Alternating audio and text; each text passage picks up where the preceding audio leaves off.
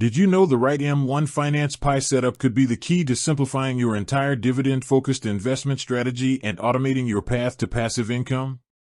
When I first started on M1, I was overwhelmed by all the choices.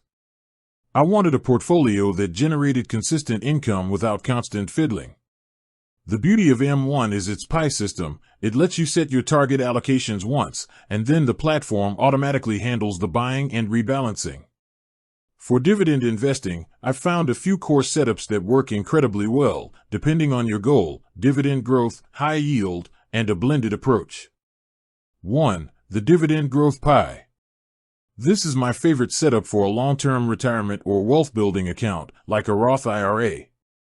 Goal: capital appreciation and growing dividends. I focus on companies that have a long history of increasing their payout, even if the current yield is lower. The slices: I break this pie into 3 to 5 core slices. Dividend growth ETFs, 40% I use ETFs like $VIG or $SCHD. This instantly gives me broad exposure to proven dividend growers. It's the stable foundation of the pie. Individual dividend aristocrats/kings, 30%. This is where I add my conviction picks, companies like J&J, Coca-Cola, or Microsoft that have a decades-long commitment to dividend increases. This slice adds more punch to the growth. Broad market ETF, 30%. Even in a dividend-focused pie, I keep a portion in a total market ETF like $VTI or $VOO. This provides diversification and captures overall market growth, preventing me from missing out on non-dividend paying growth stocks. M1 automation tip: I set my dividend handling to automatically reinvest into the pie, DRIP.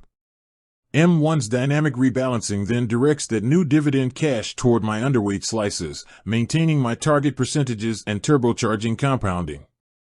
2. The high yield income pie. I designed this pie specifically for cash flow, maybe for an investor close to retirement or someone using a taxable brokerage account to generate supplemental income. Goal: maximum current income and yield. I accept slightly lower potential for capital appreciation and possibly higher risk. The slices: this setup usually has a higher concentration in specialized income vehicles. REITs, real estate investment trusts, 35%. Companies like SOS, Realty Income, or REIT ETF like $VNQ. REITs are legally required to pay out most of their income as dividends, which translates to high yield. MLPs/BDCs, 20%. Master limited partnerships and business development companies often offer very high yields. I use these sparingly due to their complexity and tax implications, but they're great for income.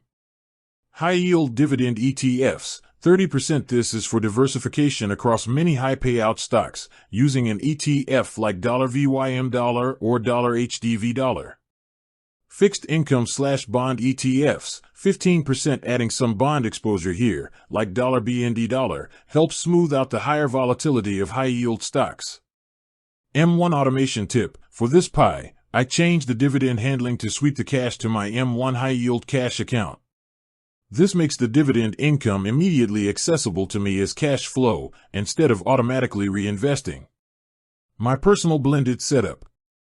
What I settled on is a nested approach, using multiple pies inside my main portfolio to balance both goals. My main M1 portfolio is split into 3 subpies. Growth Core, 50%. Just VTI/VOO for broad market exposure. Dividend Growth, 35%. A version of pie number 1 focusing on $SCHD and Blue Chip Dividend Kings. Income Booster, 15%. A high-yield pie using specialized REITs and BDCs. This layered structure allows me to fine-tune my risk and reward. My overall allocation remains simple and automated.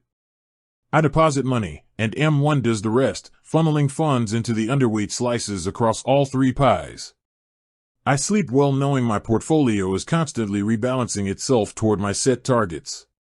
M1 makes it incredibly easy to track my performance and, more importantly, track that sweet, steady dividend income rolling in. With that said, thanks for watching, and until next time.